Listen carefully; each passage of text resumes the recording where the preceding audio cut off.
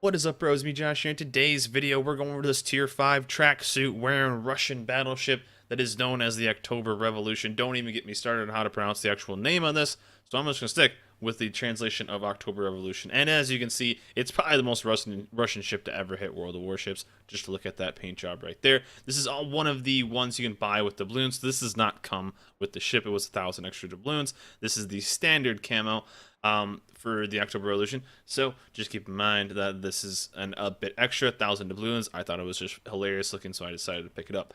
Now, this is the second Russian battleship to hit World of Warships alongside of its counterpart, the Imperator Nikolai, and these things play very, very similar. The Imperator Nikolai just at Tier 4, and the October Revolution at Tier 5. Now, tier for tier, I think the October Revolution isn't quite as good as the Nikolai, because the Nikolai gets a bit of a lucky thing with its tier 4 matchmaking and tends to stick to relatively low tier enemies. This October Revolution can get up tier to tier 7, which can get picked on a little bit more compared to its tier 4 counterpart. So at health pool 42,500, you are going to be pretty competitive with health pool. You're not going to have as much as, let's say, the Congo or the Texas, but with that health pool, you are going to be semi-competitive. You're one of the actually lower ones, but with your very, very troll Russian armor, you're able to bounce a lot of shells and get away from a lot of, I guess, potential damage you would take from another ship.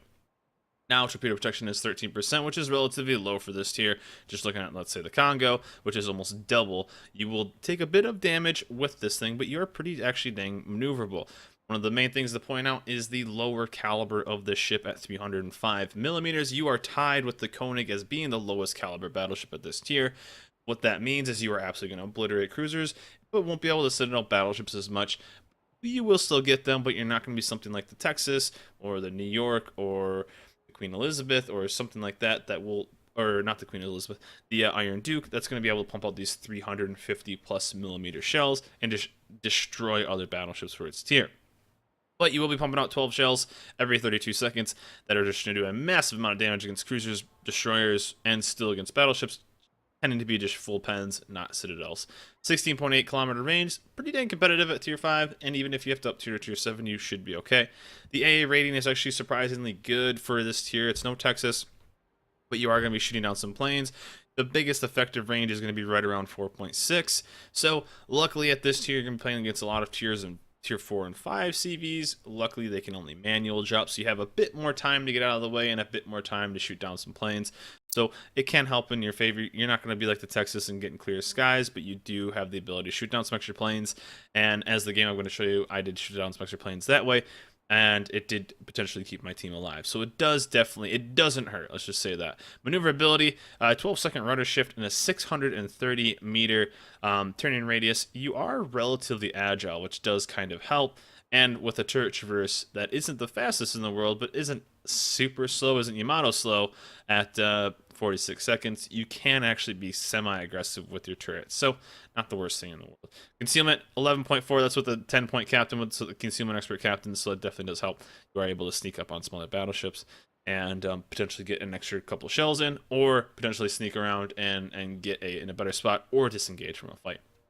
So, for modules, pretty basic. I'm going to run AA range, main armament mod 1, and damage control system mod 1. Pretty basic for tier 5. And this is my Moskva captain, I believe.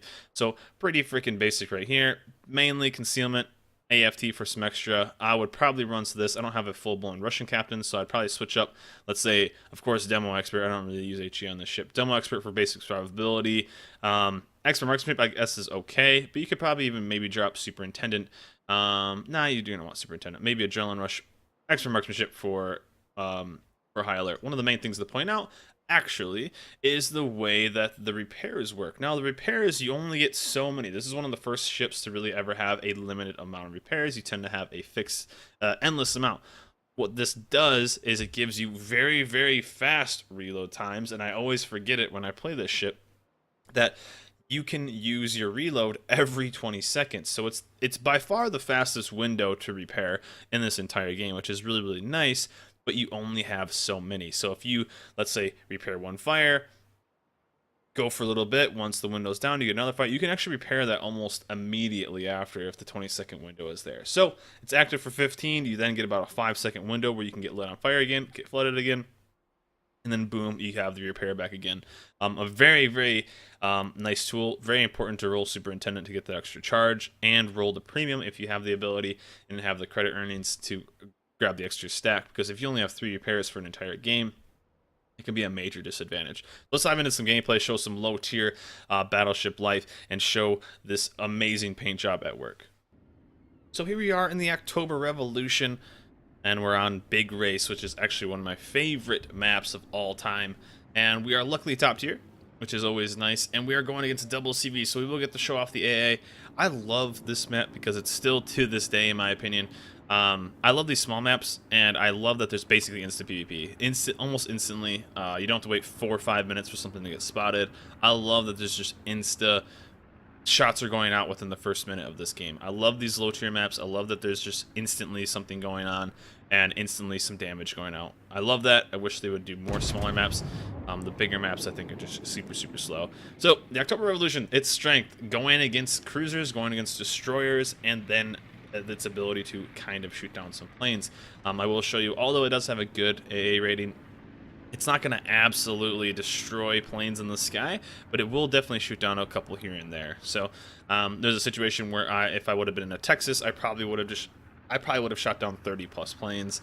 Like even on this drop right here, if I was in a Texas, I probably would have snagged a couple planes here and would have been able to maybe help out the team in the long run with that. We still end up getting a decent amount of planes, but nothing worth writing home about.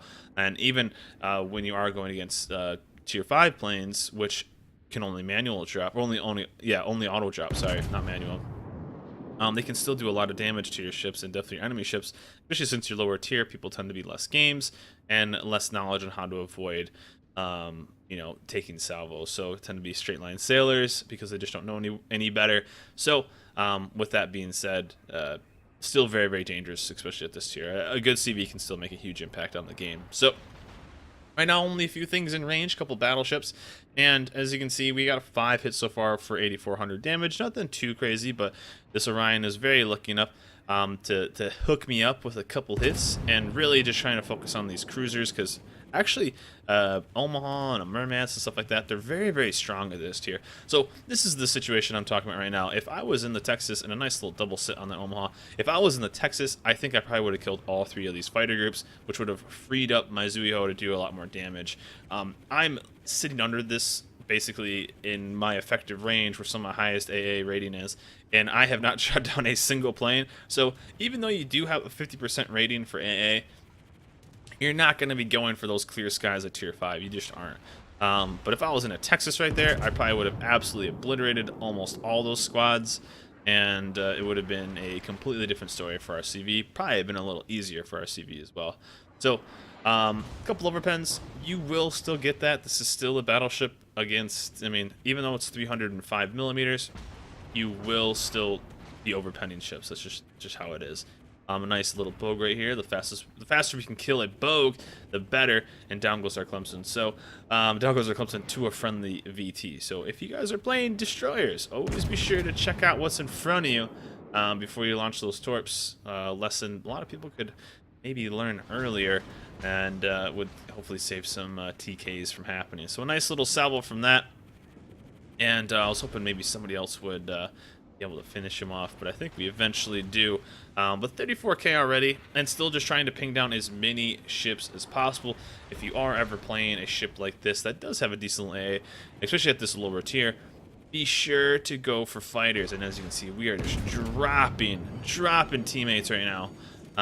So down goes their bogue. So luckily we have two CVs to 1. But as you can see right here, is I'm gonna have a little trouble against this guy, and of course, this is the spot that I forget, and as I was saying, I forget that this thing has such a quick repair time. So this is going to trigger you a little bit. It's going to trigger me now too, looking back at it. But just look at how fast the repair party comes back up. I completely forgot about it, and down goes our Marblehead over here. So we're having a bit of a trouble. So I could have repaired right here easily, and that just shows how strong that repair party is. I completely forgot and just played it like a normal battleship, so I'm the doofus right here. I'll take that blame, and we can all just stare at how how innocent I am and how dumb I am at just letting this basically just flood for no reason. As it's just kind of chilling here. It does end up working out in the end, but I probably took an extra 7-8k of flooding damage from this for no reason. So I think I even said a few choice curse words on stream about how dumb I was. But there we go. He probably could have saved. As you see, even people in my division are saying you could have fixed that, but it happens, right? I forget. 20-second window. That's all you need on this thing. But as you can see, I'm already down to 3.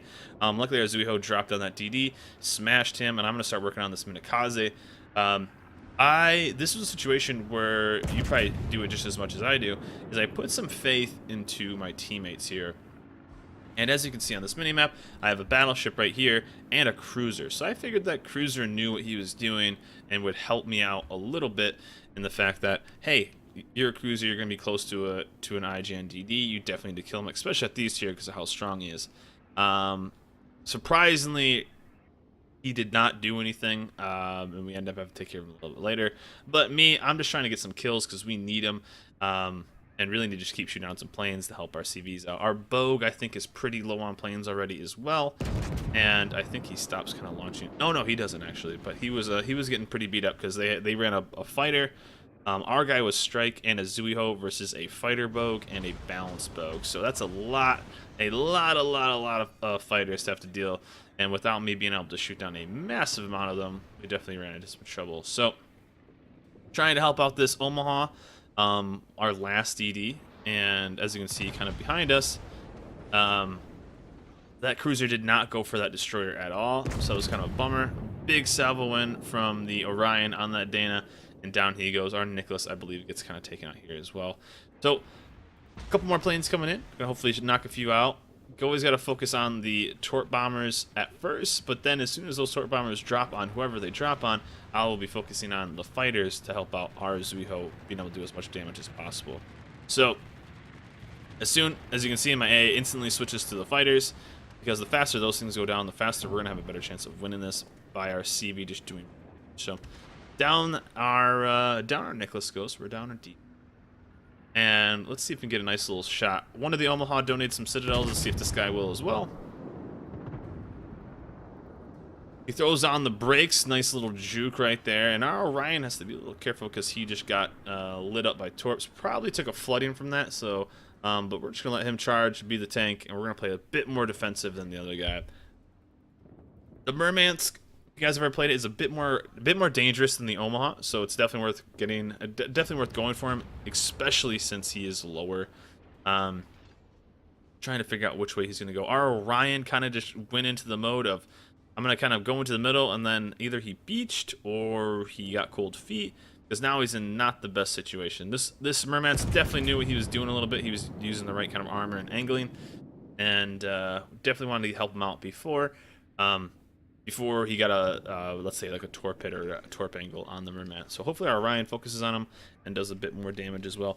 Our CV is going in, doing what he can, the Bogue. It's so brutal at this tier because there's no strafing ability. And there's that Minakaze. Of course, I was hoping that the Karav would have the ability to just then destroy him, because the Karav was going to be able to hit him pretty freaking hard. Karav luckily does kill the Murmansk.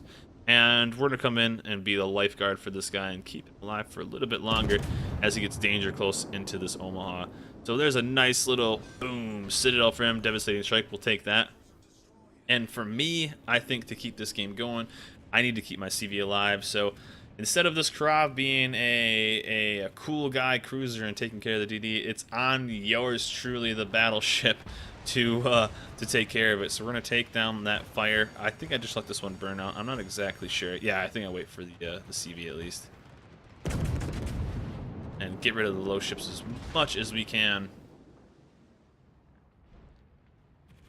But yeah, I have to roll back and take care of that destroyer as well. So down he is gonna go though from this torp bomber. So we're in a really not that good of a situation. I missed my shot on the Omaha. They have some full life ships, but if we all kind of focus on them, we can maybe take them all out together. So our Orion's going to go down. We have 2 CVs still, which they don't have that many fighters, but they do have some strike planes. And that could potentially, if they alternate and focus their fire, they could really start working on them. So The Karav seems to be semi-oblivious. His only kill is from, he has 2 kills actually. 1 kill is from a detonation. And, but, I mean, if he just focus on something, I guess, and I can get this destroyer, then maybe we'll be alright.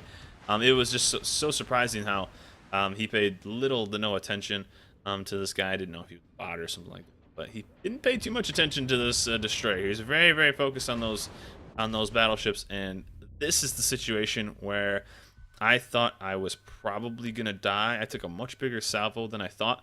Now the Russian, it does have good armor when it's basically when you're kind of angled and do that, but you're gonna take a lot of damage. I've taken some pretty freaking big salvos from when I have been broadside. You're still a battleship, so you have to be very, very careful.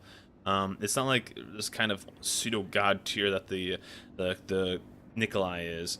You do have to be a bit more careful. It's not quite as accurate. It plays very similar though. It feels very similar to this, and very unlucky on that torp. I thought he was gonna snag him right there, but that Minikaze, they can be brutal to drop on. But if you've ever played the Nikolai or have the Nikolai or seen it played, this ship is gonna play very, very similar. And is going to basically focus on the destroyers, focus on the cruisers, and you're going to basically profit from that. So shots are coming in from the Krav, misses them all, and I was hoping to just not lose this boat. Basically, if we lose another ship right here, I just don't think we can do it. I don't think we can survive, especially if we lose our CV. Our advantage right now is our CV's ability to kind of alternate hits on those guys and really start pumping in damage, like stagger damage. So in goes that shot, we get the kill. So looking at their field right now, we have the Bogue, we have a full life New York, we have the Omaha that's very low, and an Orion that's shooting HE, so very dangerous. An Orion shooting HE at about half life. So right now, talking to my CV saying, hey, you go for battleships, go stagger your drops with the Bogue, figure out what he's doing, and luckily we shut down one extra one before that because that would have hurt him. I'll take out the Omaha, so not waste a drop on that. They just start pumping damage into these battleships, because that's going to be the hardest part. We're in the lead right now, but if our Karav gets greedy, he's going to get smashed. If our Bogue takes another hit, he's going to get killed. And I'm relatively low too, so I can't just go out there and just be super, I guess, greedy, on this. So I'm going to try to take out the cruiser. If I can, maybe get a shot on the Bogue, and do as much damage as I can to the other battleships as well. I gotta be careful though, because I will take big damage from that New York, and he does have a very good range, and I gotta be careful for torps as well. So there's a lot of dangerous things going on, so I gotta play pretty carefully, pretty sneaky, and I just can't throw the life of my ship away, and shoot down as many fighters as possible. Try to help out my CVs. But 2 CVs to 1, and theirs is still pretty healthy on planes. The one thing is he has a fighter to our CV's none, so our CVs have to throw out some fighters. This is another game though that if I would have been in a Texas, we would have probably won this game already if I was in a Texas. Although this ship is very strong in the firepower, just it being a double CV game, I think the higher AA ship probably would have won this. I just think it would have being able to do that. We would have had multiple ships, multiple CVs just knocking out planes, or just knocking out ships. I think it would have been a no-brainer. So we have one more heal that'll get me up to about 20 and some change, and the Krav coming in pretty clutch in some situations. I think this is some of his last fighters here as well. So a big drop on the New York is good. The Orion is the thing I'm really scared about, because the HE, especially with the CV, can be very, very, very brutal if they catch me on like a reload. So our Karav got pretty aggressive here. Wasn't really needed for him to be this aggressive, but he did get aggressive, and kind of a bummer. Seeing that this is kind of, you're pretty quick when it comes to rudder shift and whatnot. So I was able to get rid of away from the majority of that damage. But now I don't have a repair for a little while, and I have one left. So I have to be very careful for that. So our Karav, I think, went a little too aggressive here. I guess bit off a bit more than he could chew, which was a bummer. He's going to be sailing broadside to New York. He's in the middle. hoping that maybe he can survive this. But if any of you have played the Krav, you know that um, it's going to be pretty fragile. So, especially since he's sailing just perfectly broadside to this guy, it's kind of a bummer. But he is focusing on the Bogue, which is the right target. I will give him that. When it came to certain situations, he did play pretty well. So, we got an Orion. That Bogue, down goes him. We're up to 3 kills already, 81k damage. 4 Citadels, that was our 4th one right there. So, for me, it's basically versus the Orion or the New York. I just chucked up as us losing the us losing the Krav. He's just perfectly right in the middle of the map. Shouldn't have been. And so down he goes. The Orion for me is scarier than the New York because that fire damage from those guys can be brutal. So what I decided to do is use the environment. I was a smart battleship here. My relatively low detection at 11 and I think it's 7. What I did was shoot the New York and then hopefully get in the way of this. I wanted to get basically the island in the way in between me and this Orion. If I could do that, then the Orion wouldn't be able to shoot at me consistently, and I could keep pumping shots in on the New Yorks. Of course, he's going to throw it in and snag a fire on me, because why wouldn't he? Because why wouldn't he? And I knew if I took one more fire, I'd be pretty much killed here, because it would just burn out. I'd have no repair. I'd have no heal. I'd have nothing. So I keep that environment away. Now I feel when I play the Nikolai, I feel like it's consistently more accurate than this ship. But I still feel like the October Revolution is very accurate for what it does. Lots of guns going out. It still has that that shotgun, I guess is the right pattern. That shotgun pattern. It's kind of all over the place, and does a really good job of just. You're not going to be like Montana accurate, or even the work in progress is usually Khazar or Kesar, however you want to pronounce it. But you will kind of have that, I guess, more of a Fuso effect if you've ever played the Fuso shooting pattern, and being able to kind of do that. So right now, our CVs could really win this. I could die in one salvo, so I'm just trying to do as much damage as possible to this guy. Honestly, switching to HE ammo wouldn't have been the worst thing here, but I'm just trying to help out our battleships with as much damage. Nice little almost 5,500, 5,600 right there. We just need floodings and fires. That's all we need. So he snags him there. I think he gets a flood on him as well. So honestly, HE wouldn't have been the worst thing to roll right here. And that Orion, I'm not detected right now, so this is perfect. I'm using the environment to keep me away from that Orion. So as long as I can just avoid this fire for a little bit longer, secure the kill on this guy, or even just do a little bit more damage so that flooding will stick. Unluckily, I only did 1,700 right there. We'll be able to take home this hard-earned victory. It was brutal for our CVs. Honestly, though, I should have, now looking back at it, I should have rolled HE right here, and been able to just burn this guy down a bit more. So, although he probably has enough damage on the flood to kill him, I'm one of those guys that I'm willing to shoot an entire salvo to secure the kill. Honestly, even if something has 1 life, I'm willing to shoot an entire thing. Because how many times have you guys played where something basically lives that you could have shot at and it comes back and it's healthier? So worth taking a shot right there, in my opinion.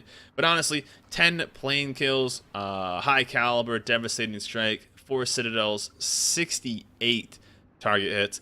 Now, we didn't get a massive amount of Citadels against battleships at all, but we did do a ton to cruisers. So all in all, the October Revolution is still a beast. It plays just like the Nikolai, guys. So I hope you guys enjoyed this video. Let me know in the comments below what you guys think of the second Russian battleship. Everyone like, subscribe, and I'll see you guys next time.